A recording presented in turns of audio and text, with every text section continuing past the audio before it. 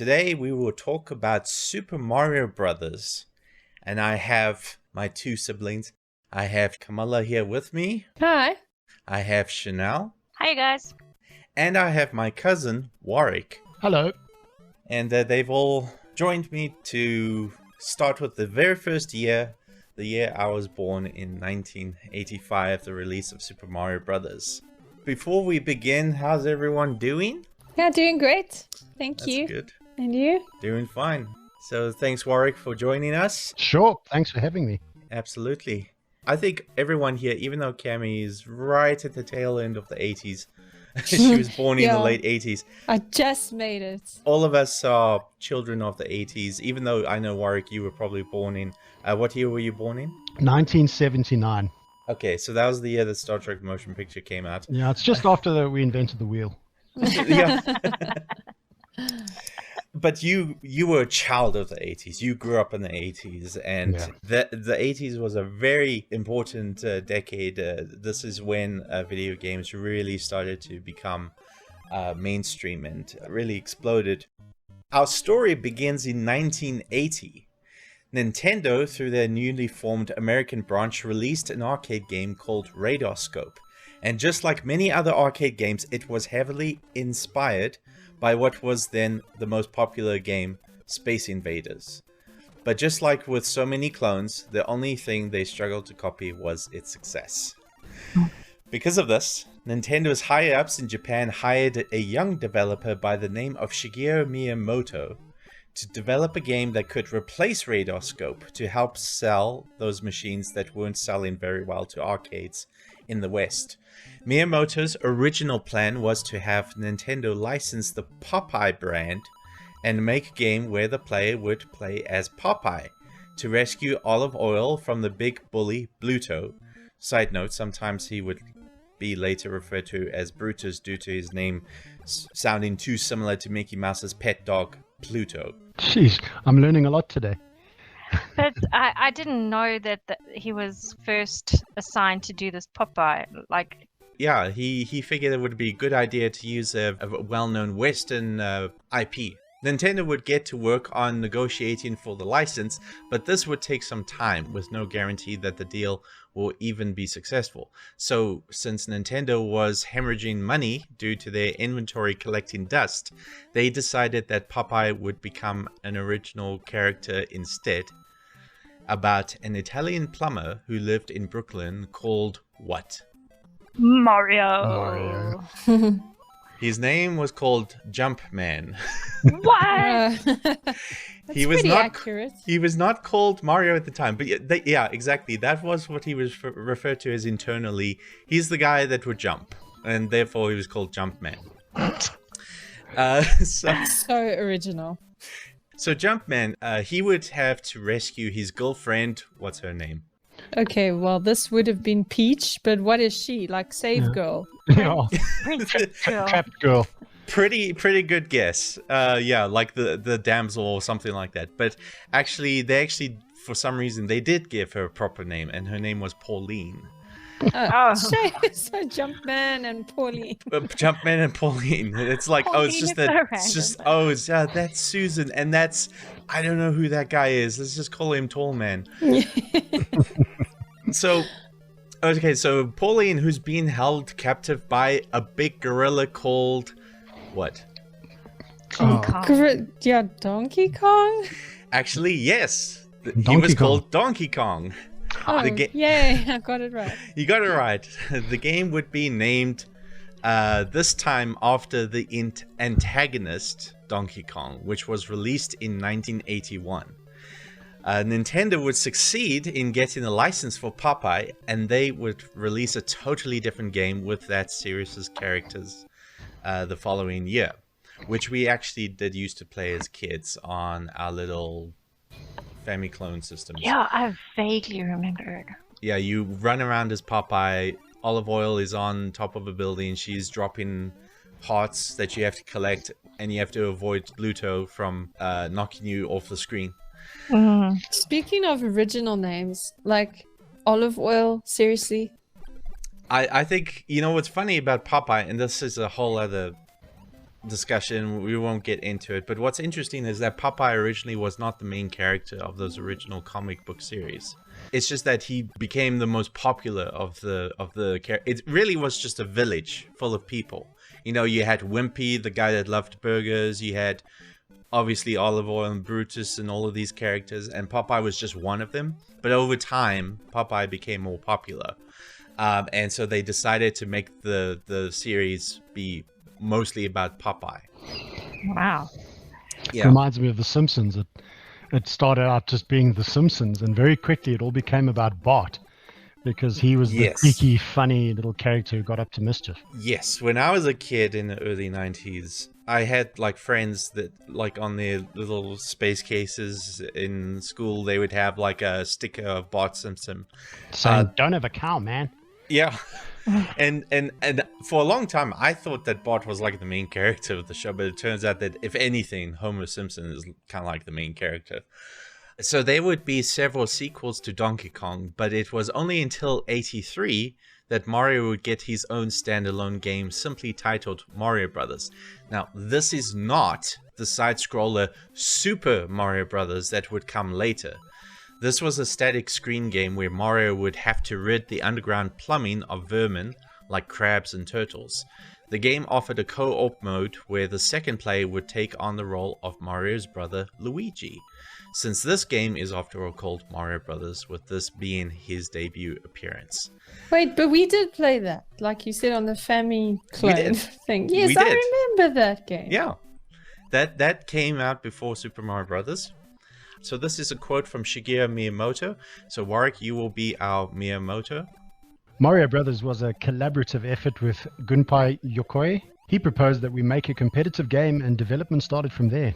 In Donkey Kong, if Mario fell any distance that was greater than his height, he would be stunned and you'd lose a turn.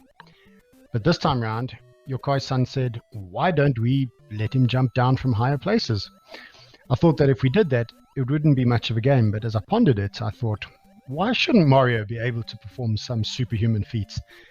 Then we made a prototype with Mario running and bouncing around, and we realized that this game was great fun. Yeah, that really adds to the fun factor where you don't always have to worry about them hurting themselves, just falling off a platform. I remember that. It's interesting that even back in the early 80s, they did try to be realistic. Like, people couldn't jump off buildings and land without injury.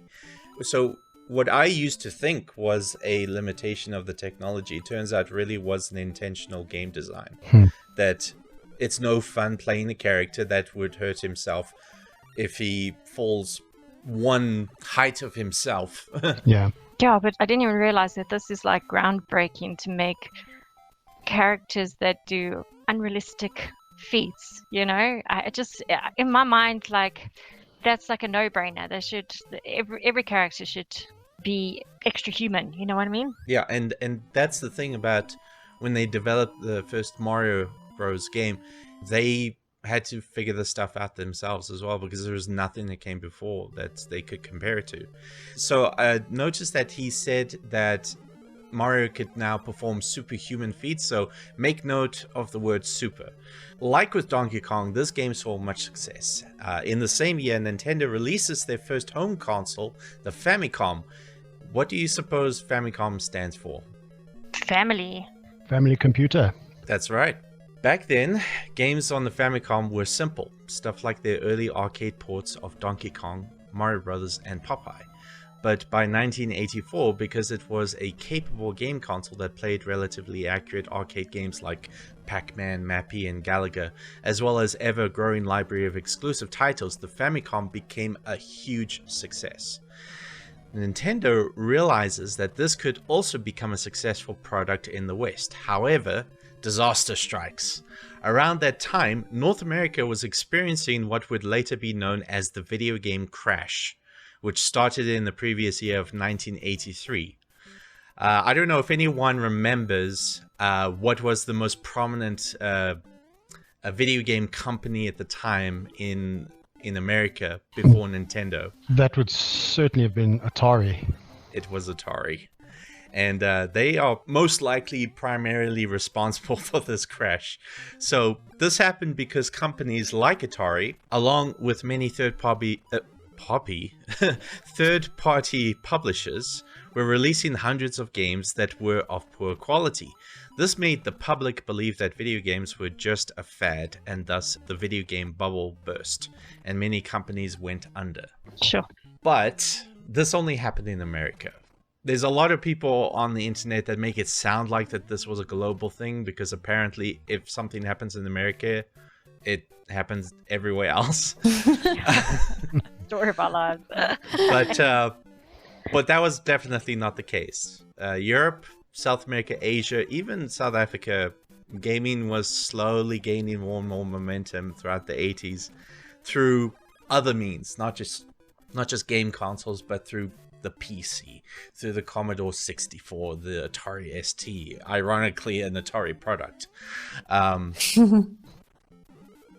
So because of the crash, Nintendo was unable to partner with an already established Western-based console distributor like Atari to help with the Western release of the Famicom.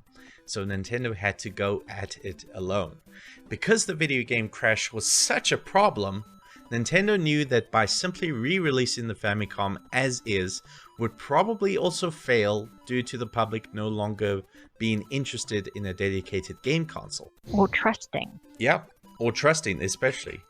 They eventually came up with the idea of disguising the Famicom as more of an electronic toy that happened to also be needed to plug into a TV.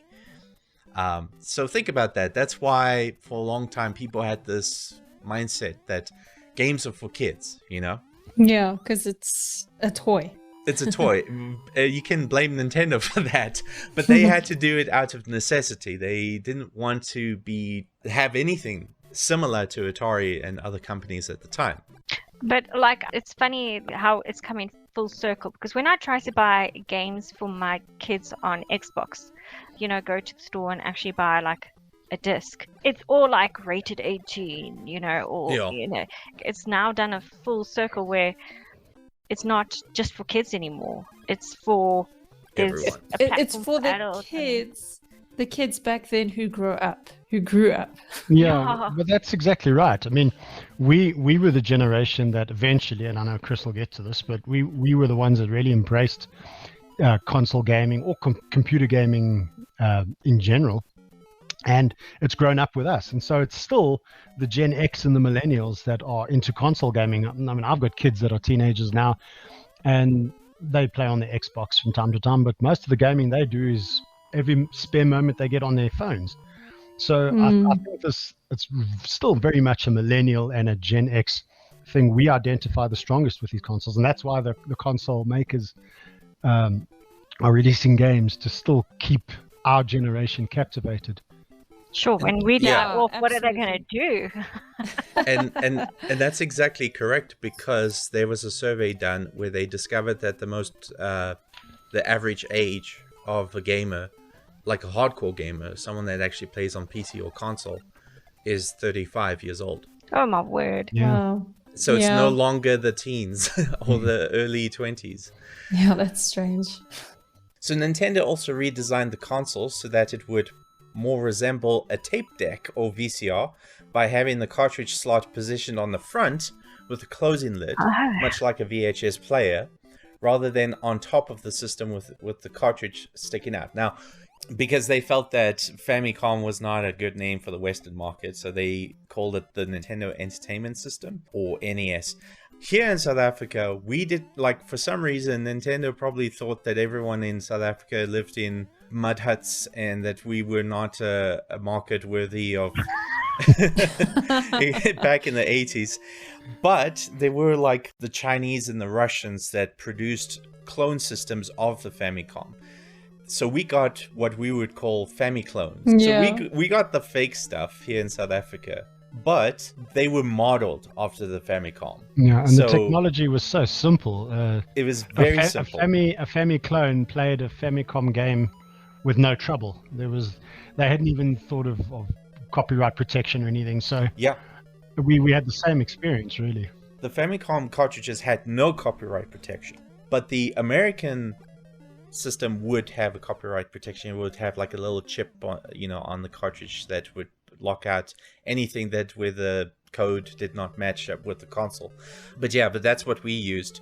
But it was we basically did have a Famicom. It was essentially a Famicom. There was hardly any difference. So Nintendo knew that along with these changes, they needed a killer app to add to the value of the NES. Fortunately, they had one in the works, and now we finally get to Super Mario Brothers. So, back in the 80s, the tools used to develop the game was very primitive. So if you wanted to design some graphics, like a sprite of Mario, how would you go about doing that? You couldn't download Godot. No. I mean, those sprites were so simple, Chris. You could just bang one out using a Paint. just anything. I mean, I think how many pixels I are in think the original Paint Mario? existed. Yeah, so let's see. So Mario is 16 pixels tall. Right. So Is he 16 by 16? Yes, he is. In his short version, in his Yeah. tall version, it's double that size. Isn't he just like? Didn't they just do it in just like Windows Paint? Just bloop, well, bloop. not even Windows Paint. I think they would say pixel number 1 this color, pixel number 2 that color. But they could literally type Yeah. out. So you're not too far off. I can tell you what they used, and it wasn't with the computer. What you would do is take out some graph paper, and only 3 colored pencils, 3 different colors of pencils, because the NES cannot handle more than 4 colors per sprite. But since one of those colors is reserved for transparency, you get only 3. Then you would color in each block on the graph paper that represents 1 pixel, and once you are finished with the drawing, only then could you type in the coordinates and color of each pixel into the computer. And that is how you create a sprite. Wow. So Wow. really Stone Age level development tools here. Yeah, I mean, you didn't really get graphical-based interfaces for computers for any kind of design. Everything was text on a computer, really, Pretty much. with a few exceptions. So that makes sense. That to be artistic, they had to use paper and pencils. Exactly. And Sure. This That's is cool. the time before Windows, even. Hey, I Yeah. remember on the computer writing all the C and the this and this, and then you have the to command prompt. the command prompt. yes, the C : /games/ doom enter. Yeah. Yeah, this is even before Windows existed. Yeah, man. At like this, I was just born 2 years after the release of this. You said 85, eh? Yeah. Yeah, the year you were born. Yeah. So when the player collects a mushroom to grow larger, 8 sprites are needed to display Mario. And since the NES can only do 64 sprites, that is already 1/8 of the total that can be displayed. However, it can only do that many if they're all evenly spread across the entire screen. So if you want sprites to only appear side by side, like Mario and all the enemies walking on the ground, the NES will only be able to display 8 sprites, which means that most of the characters in the game, which are 2 sprites or 16 pixels wide, only 4 of these characters can be rendered. And if the game goes over this limit, when it runs out of sprites, the rest will not be visible to the player. So I wasn't so bad. I was actually just being hit by invisible enemies. That's why my brother always beat me. Well, fortunately, the NES does have a workaround for this, where the extra sprites are drawn while ignoring the rest on every second frame. This will cause the sprites to flicker. So if you remember the games we used to play, sometimes you notice the sprites flickering. This became definitely more common as games became more advanced and were pushing the hardware even harder. Guess how large the game was? It had to be kilobytes at most. I think 60 kilobytes, 64 kilobytes or something. Or could have been lower. So 32 kilobytes? Yeah, pretty much. The ROM, let's see, the memory was 32 kilobytes with 8 kilobytes of video data. So that's 40 kilobytes in total. Sure. Wow. And guess what? The reason why it had to be 40 kilobytes, and I did not know this until recently, is that the NES could only access 40 kilobytes from a cartridge. So they had to find many ways to save on storage. Even though it was difficult to add new sprites to the game, the one thing that was very easy to do was to change the color of the sprites. Now, obviously, you have like Mario and Luigi, which is using the same sprite, but they use different colors. Yeah. But here's a more interesting one. So the bushes in the background, these green little bushes, are actually reusing the clouds in the sky. What? They're the exact Hey, same. My goodness, I can see it. I'm looking at a picture right now. And if you look at the top of the bushes and you look at the top of the clouds, they're exactly the same thing. So that's one way that they had to try to find ways to save space. That's so This creative. is so clever. I never realized that. I can't believe it. This one really blew me away when I learned about this next fact. So, originally the Goomba, the little brown mushroom dude Yeah. that you first encounter in the first level. We used to Was- think they were noses with moustaches. Sorry. Yeah. Well, Carry on, that's- Christopher. Well, they're No, not literally, mushrooms. yeah. No, they're Goombas. Yeah, everyone had different ideas. I thought it was a nose. I thought the lower part of him was his nose, not his like lower torso or whatever it's supposed to be. The stem of the mushroom, I suppose. We all thought the same thing. It did look like a nose. No, I But- thought it looked No. like a mushroom. Yeah. Is that why you dislike mushrooms so much? Yeah, man. I was traumatized from Mario. Yeah. I also thought it just was an angry mushroom walking Yeah. around. Well, that's the intention. It was definitely supposed to just be an angry mushroom. Okay. However, the Goomba was not originally going to be in the game. What the player was supposed to encounter in the first level was actually the Koopa, which is the turtle, right? Or the tortoise. Yeah. But they realized that most players, since this was the 80s, most people haven't even picked up a controller. So they struggled to get past this bloomin' turtle. Because what happens when you hit the turtle on the top? It goes into a shell. And yeah, then but then you land on him again and he becomes this ballistic Speeding. missile that flies Exactly. around. Yeah, I think that's where they got the inspiration for Mario Kart. that's exactly why those turtle shells in Mario Kart act the way they do, because of this game. So now I remember when I was a kid, the first time I saw Super Mario, I was like 3 or 4 years old. I was tiny.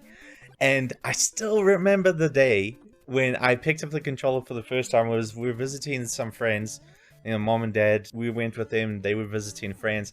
Their kids had a Nintendo system, and we played Super Mario, and I died at the Goomba. Like, I couldn't get past the Goomba. It was the first time I ever picked up a controller in my life.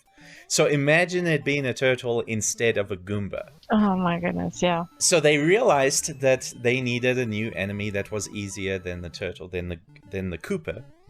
Unfortunately, they almost used up all 40 kilobytes of their memory at this point in development.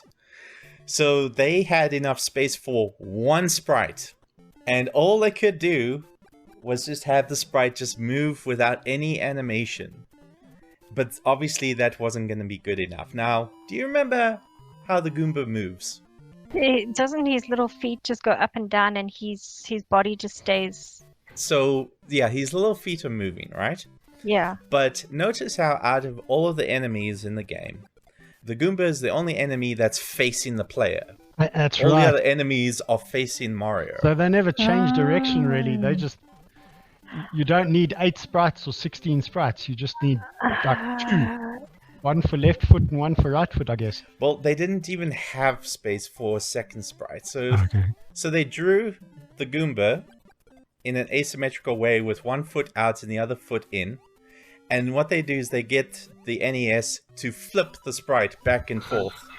That's so clever. So they would mirror the sprite to make it look like it was walking.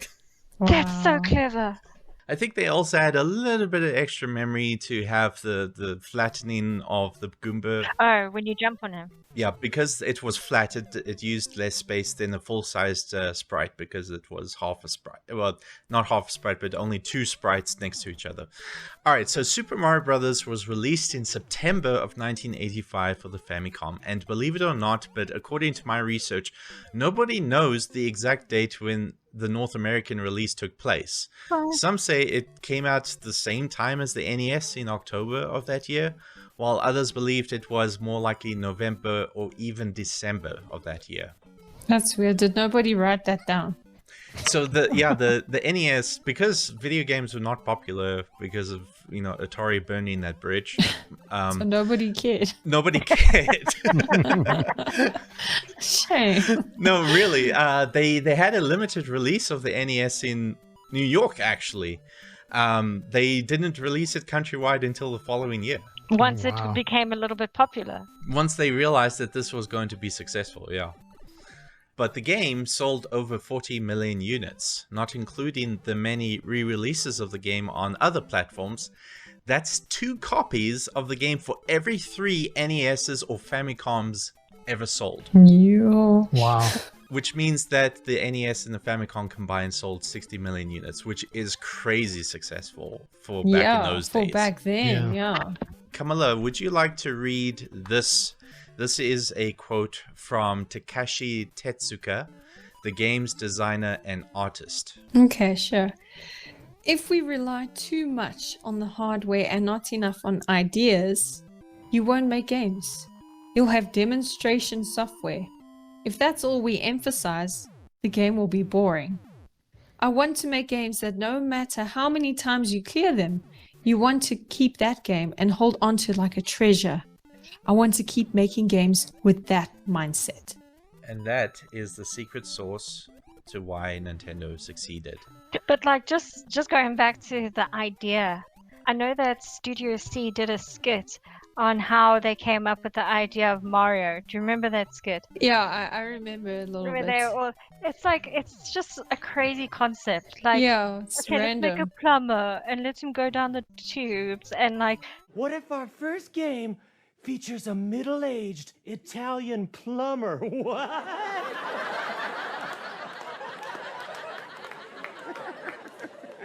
What is wrong with you, Gray?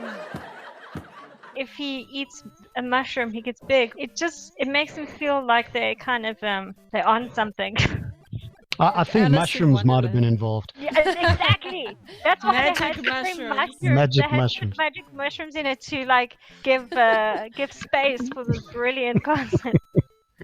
Yeah, it's like Alice in Wonderland. You wonder, Exactly. like, what? How did the story? Yeah, didn't she eat a mushroom also to Exactly. shrink in and grow? and stuff? Yes. Actually, yeah. I remember reading cookies. somewhere, this was not part of my script, but I remember reading somewhere that probably inspired the whole Mario growing because he ate a mushroom. Oh, what a good reference we just made. And it just happened by accident. Just by chance. But going back to what you said, Chris, I mean, how it's the idea and the concept. They've kept that magic going. I've played lots and lots of games on computer and whatever, and there were very few games where even though I've beaten the game, I want to go back and play it again. And for many years after I sort of grew up and I had responsibilities and children, I didn't get to gaming much. And then we bought our kids the Nintendo Wii, and we got Super Mario Galaxy, and I was captured once again. Yeah.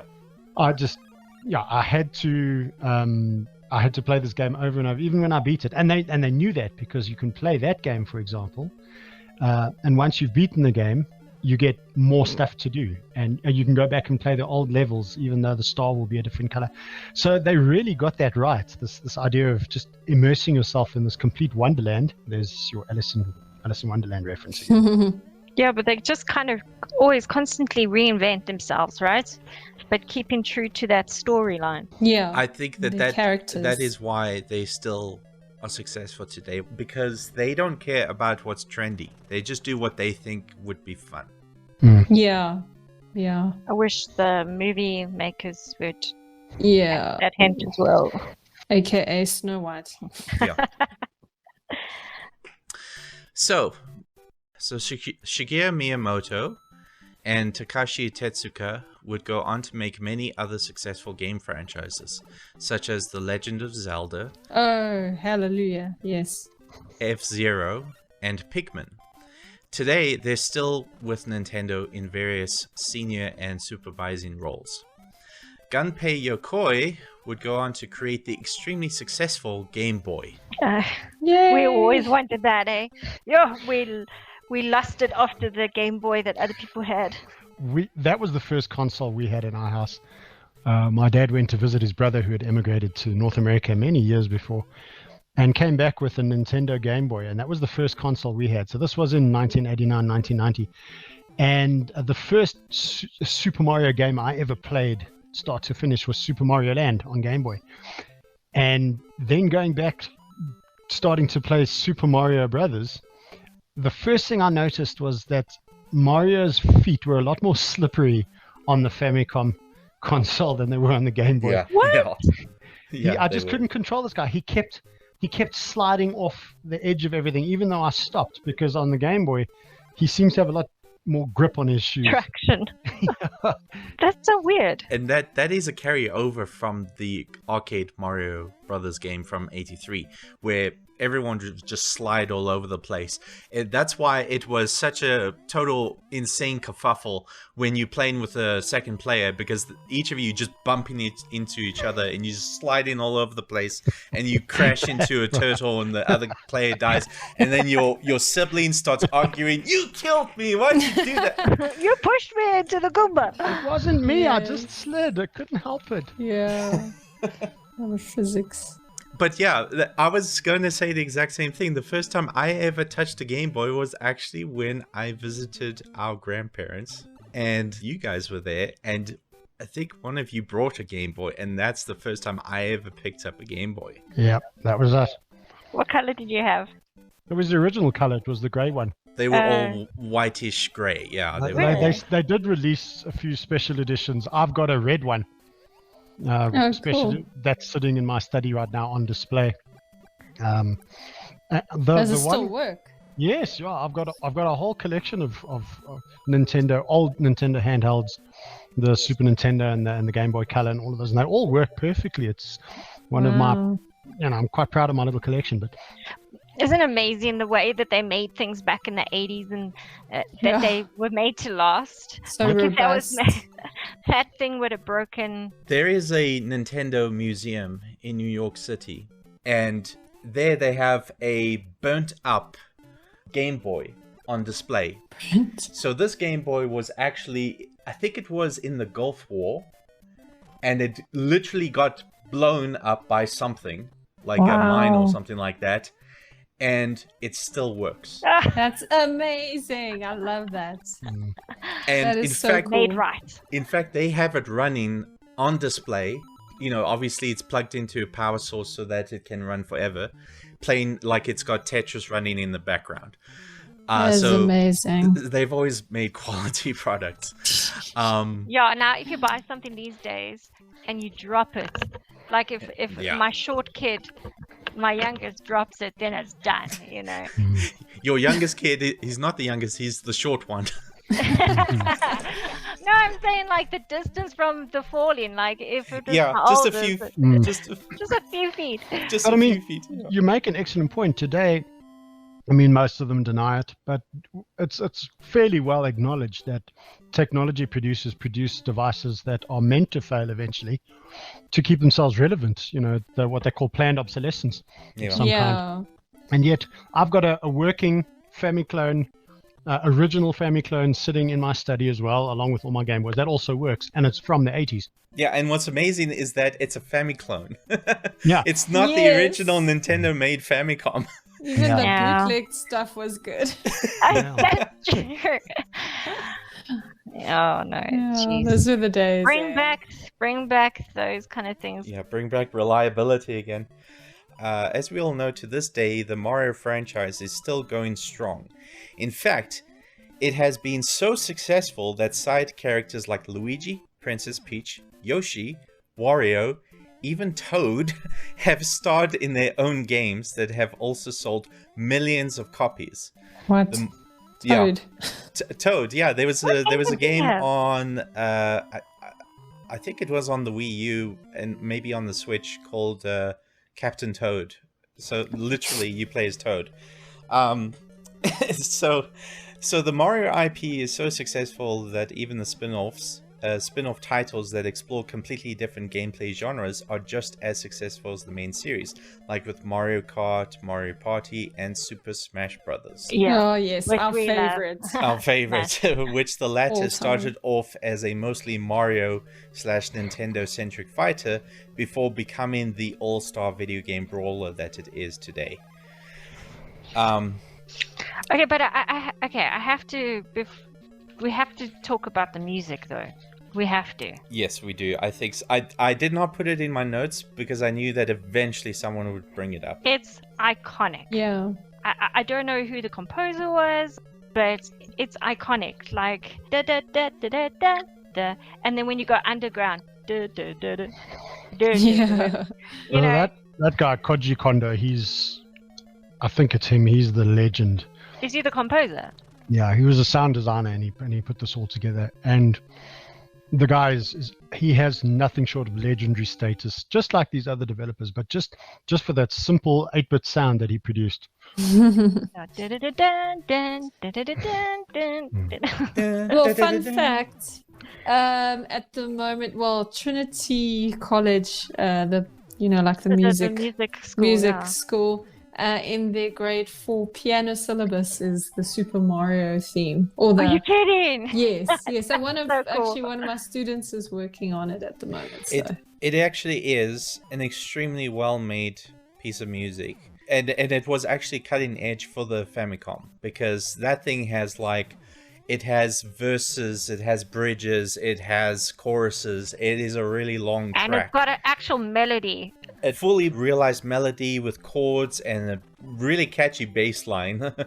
Yeah. But I mean, talking about the melody and just the flow of the music, again, going to the more recent games, okay, not that recent anymore, but Super Mario Galaxy and Galaxy 2, where they did those scores using a full orchestra. Yeah. And yet that's orchestral music that is really the upscaled orchestral version of this original 8-bit music. And it becomes really gorgeous music, and unbelievably magical. You listen to it and you really feel like it's, it has the same effect as the Harry Potter music, that just you identify it so quickly with something magical.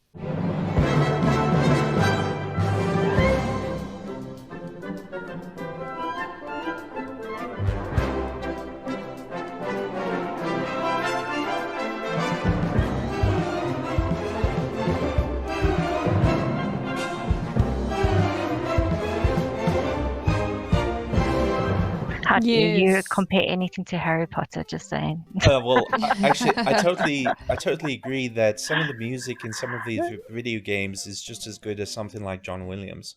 Yeah. yeah. Because I back can't. in those days, because they didn't have fancy recording equipment, they only had literal Beeps and boops. and boops and stuff.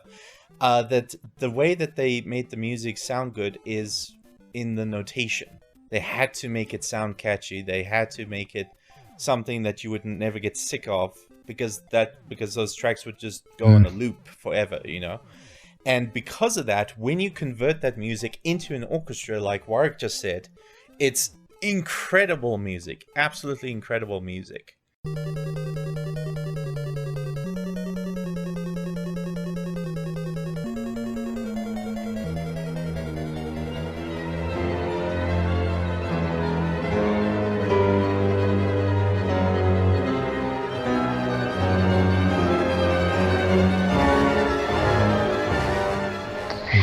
Sure. Yeah, I feel that way about, like you said, a lot of Nintendo's games, like Kirby and Zelda, just stunning music. Stunning music. Just so inspiring and magical.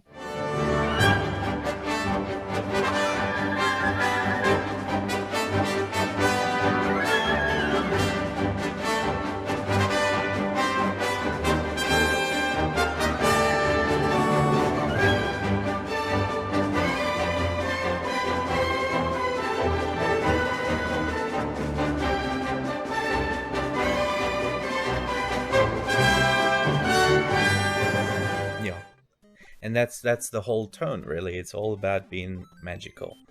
And because of Nintendo's stance on quality over making a quick buck, the Mario brand has remained as the most successful video game IP of all time, even to this day.